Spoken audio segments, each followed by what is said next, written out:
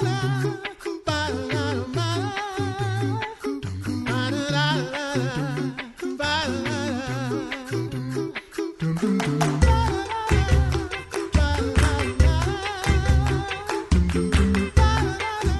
listening to The Coffee Hour. I'm Andy Bates. I'm Sarah Gulseth. Thanks to Concordia University, Wisconsin for supporting The Coffee Hour. You can find out more about Concordia University, Wisconsin at cuw.edu. Live uncommon. We are at the LWML Convention, the National Convention in Milwaukee, Wisconsin.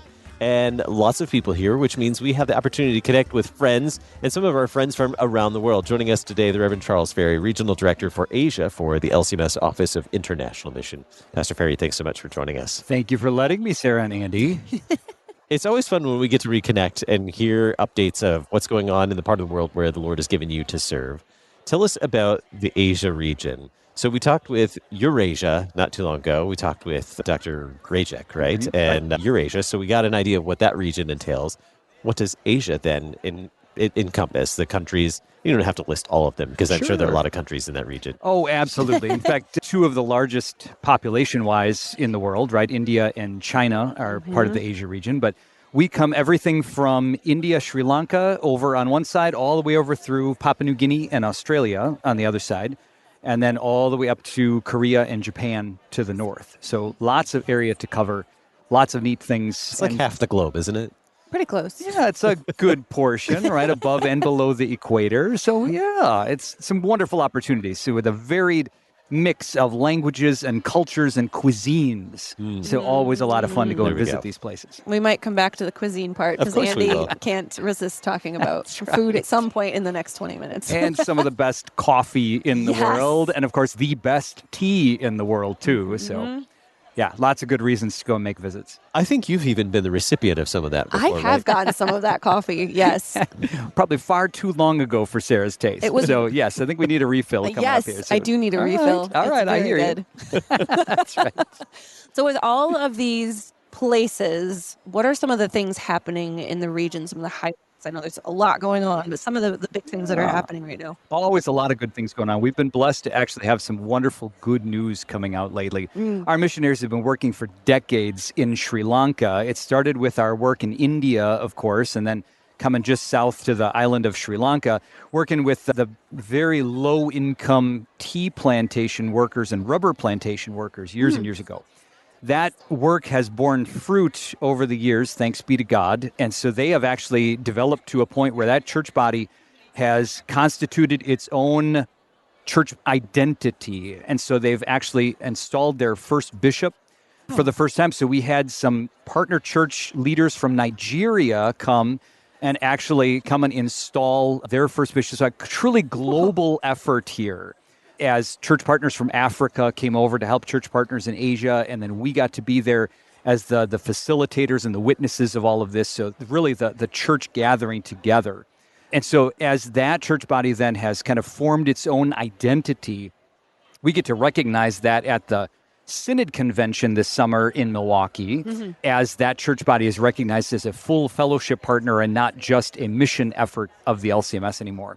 And thankfully, they want us to continue walking alongside of them then primarily for theological education. And they want us to kind of help continue to develop their pastors and help them form a pastor ordination for future pastors and for the future of that church as well. So that's one of our big reasons to give thanks in the Asia region right now is in Sri Lanka.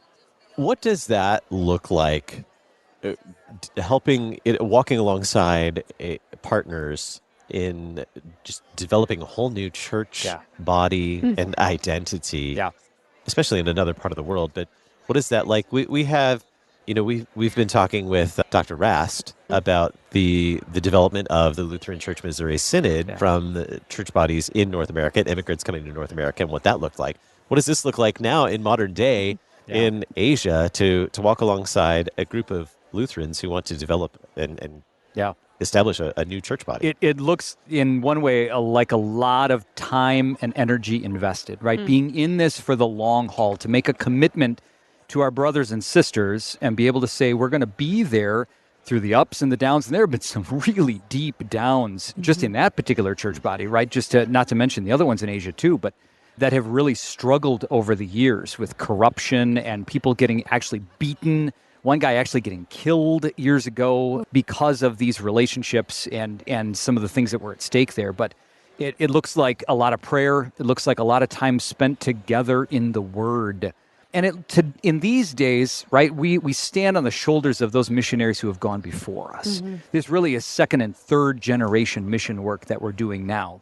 And so we give thanks for those previous generations of missionaries that have gone before us, right? We wouldn't be able to enjoy any of these things if it weren't for their faithful work years ago.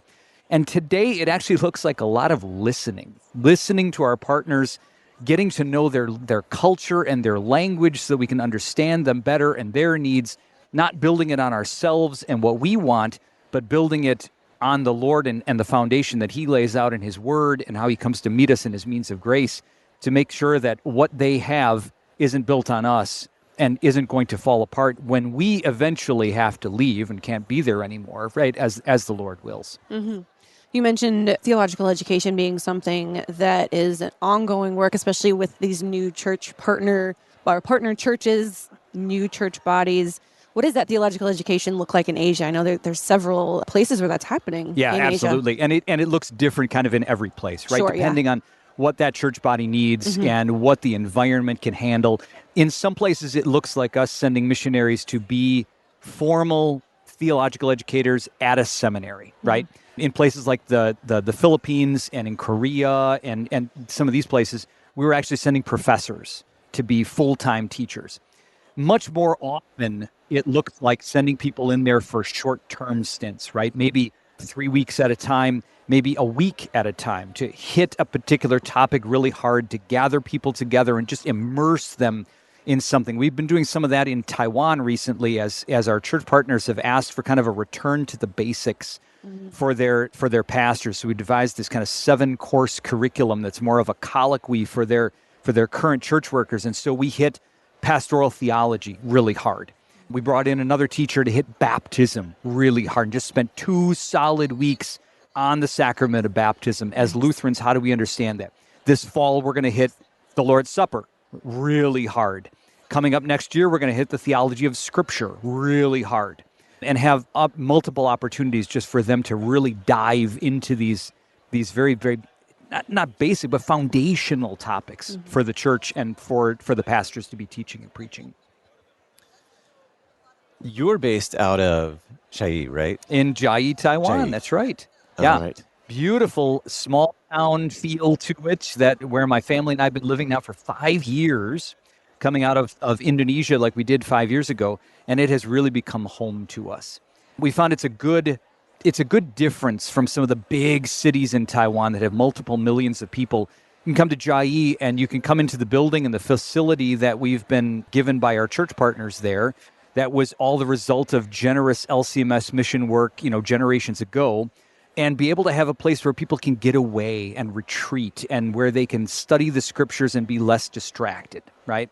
And so actually one of the things that we're working on now in this building is making use of the whole building, right? There's 5 stories altogether. We've been making copious use of the top 3 floors, but on the first floor, we've got a big open space that's available down there. And so through some investigation, through getting to know our culture, through doing some research and some reading, we discovered that there's a great love of Western classical music among the people in Taiwan in particular, and in general among people of the greater China world. And so we want to take advantage of this existing respect and love of Western classical music. Because if there's one thing we know as Lutherans, it's how well theology and music should be working together, right? To music as the maiden of theology to carry it forth into people's ears. And we've had some small-term experiments with this that have really convinced us that this is a right way to go. So what we're going to be doing is developing a music conservatory at our building in Chiayi, Taiwan, that's going to be helping the local church understand the proper place of music in the church, the possibilities, the potential, the opportunities for music to serve properly in the church, and then how we can integrate music to carry that theology into the ears of people around us in the communities that may be very willing to listen to the music, but either don't know or have never been exposed to the words that are carried in this music. And so we're going to be starting with, we said most of us are theologians, we're pastors, we're teachers, we're lay people. What do we know about starting a music conservatory? And that's where the Lord led us to a wonderful partnership with a group that's based in Council Bluffs, Iowa, that hopefully many of your listeners are already familiar with, and that's David's Harp, based at St. Paul's Lutheran Church in Council Bluffs. And Pastor Nathan Sherrill and Pastor Tim Frank have been incredible partners in helping us figure out what's needed, how we can pull this all together, what we should be thinking about, and they've just backed us 100% from the first day we started talking about this. So with their help and with some of the other tools that have come together and the interest of our church partner there, we're hoping to actually see some of the pieces fall into place now that we're in this new fiscal year. We've actually received a sizable grant from the Schwann Foundation to help kind of kick start this effort, because this is going to be a music conservatory and a church plant. And so we're going to be using this space then as a sacred space where we can gather people together to hear the word, to be taught, and we're hoping that this is going to bear a lot of fruit. We're very excited about it. That is really amazing. I'm got little goosebumps going on right now. This whole idea of a music conservatory as something that's an outreach to reach people with God's word. Really amazing. Well, and we're trying to realize the context that we're in, right? That Taiwan has a high enough standard of living that some of the outreach efforts that we would normally do in some of these third world, developing countries just really don't apply. And so there's good medical care. People aren't necessarily hungry. And so how can we open some doors? And we discovered that music is a way that we can really have some potential to do this, because people will come in and they'll listen to a presentation on Bach and they want to hear Bach's music. And they already understand that this is important, that it's good. So we can help them understand what Bach was preaching, right? Through his music, through these cantatas that he put together. And we've been blessed in the LCMS to have some teachers who can help convey this. And then we've got translators and people who can operate in Mandarin Chinese and help it actually be heard in people's local language. So really, the Lord has brought all of these pieces together. We're hoping that the next 8 or 9 months are going to really see this come together. We've got a couple of special events that are planned to kick it off and to grow some interest in this. We're really hoping that this will be a wonderful help to our church partners. Outstanding. We have more to learn about the Lord's work in Asia in just a moment. You're listening to The Coffee Hour. I'm Andy Bates. I'm Sarah Golseth.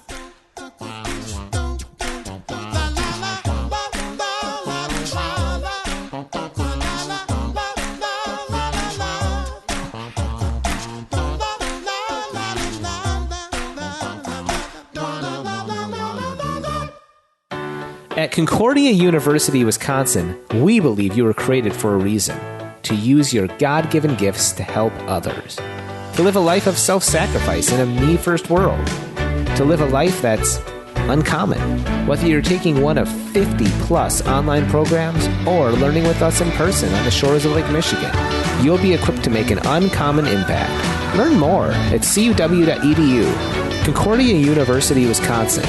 Live uncommon.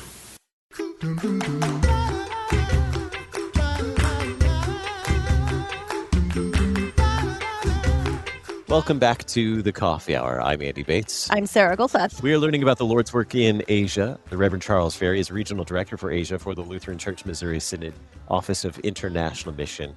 Now, you shared with us about the partnership with David's Harp and the Music Conservatory that is just starting to bud and grow in Taiwan. And can't wait to hear more about that. And we have Bach Week coming up in the near future. So we might need to talk with our friends in Asia about what Bach means in Asia. Yeah. Then we can have Bach Week in Asia. That's right. That's right. Let's do it. So you shared with us a little bit about that partnership, other partnerships or other ways that you see progress and growth in the Lord's work in Asia. Well, people are probably familiar with some of the heartbreaks that we've had as the relationship between us and our longtime partner church in Japan have changed as the JLC, the Japan Lutheran Church, has made decisions on what they want to believe and how they want to practice who they are as a church, and gone down some roads that unfortunately that we just can't follow as the LCMS. That's kind of the heartbreaking news, right? But the Lord in his mercy has has seen fit to reserve for himself yet a remnant in Japan. And it's been interesting, as we talked earlier about this kind of long-term mentality, how we make a commitment to a place, then to stay with them through a lot of the ups and the downs that we might see. And so we've had missionaries in Japan for decades. Mm-hmm. Then we saw quite a downturn. A lot of those missionaries had to go back to the States. Things changed. But in recent years, we've had the Reverend Dr. Daniel Jastrom, who's actually returned to the place of his birth, because Dr. Jastrom is the child of missionaries, LCMS missionaries from years ago. And so after years of teaching as a professor and being a parish pastor, he and his wife returned to Japan, just as things were kind of coming to a head with our church partner there. And so he didn't give up, though. And thankfully, we have a church body that understands that persistence is really important in mission work and didn't give up on working in Japan, didn't give up on our missionary Daniel Jastrom there. So we're really, really thankful to be a part of a church body that understands how important that is. The Jastroms recently have actually been able to identify a number of partners now, both in Tokyo and in Osaka and way up in Niigata in Japan. And they also have been very saddened by some of the changes that have happened in Japan in recent years.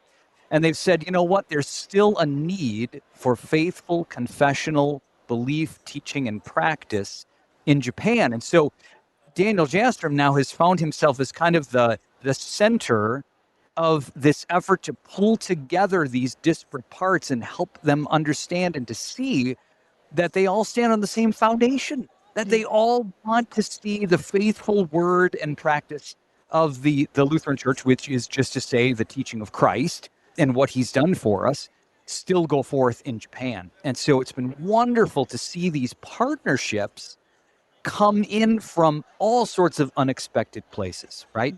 Missionaries that have been sent there from other church bodies, maybe not knowing about one another.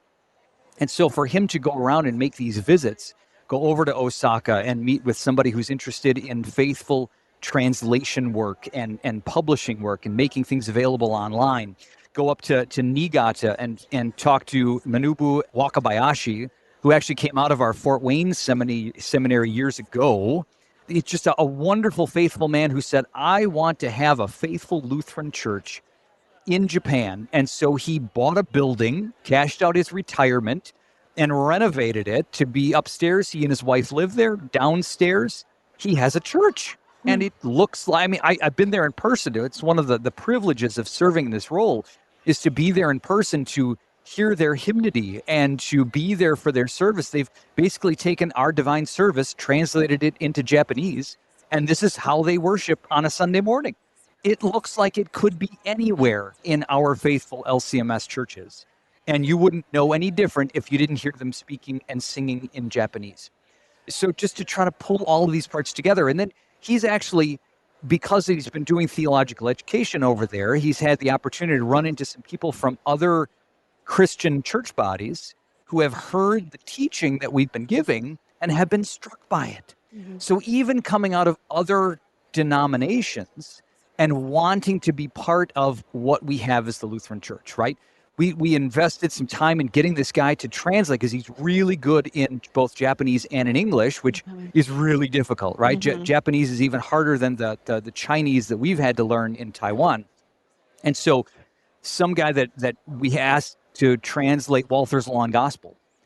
And that was going to be the end of our time with him. And he said, no, please don't leave me. This is too good. Where can I get more? Just after reading Walther's Law and Gospel, he can't leave this behind. And so now he's doing church and ministry, and we've got him lined up with about 16 other things that we'd like to see translated into Japanese, right? So that we can get good teaching and resources into the hands of the Japanese people as well. Yeah, that's just an amazing story. And what I keep thinking of is this importance that you and that all of these partners in Asia region have placed on being faithful to Lutheran doctrine, Lutheran confessions, even when stuff is going crazy everywhere. But you guys have really made an effort to stay true to our beliefs, and people are flocking to that because of what they really are. And I think that's the most rewarding part about this, right? We know that this is right, that this is true.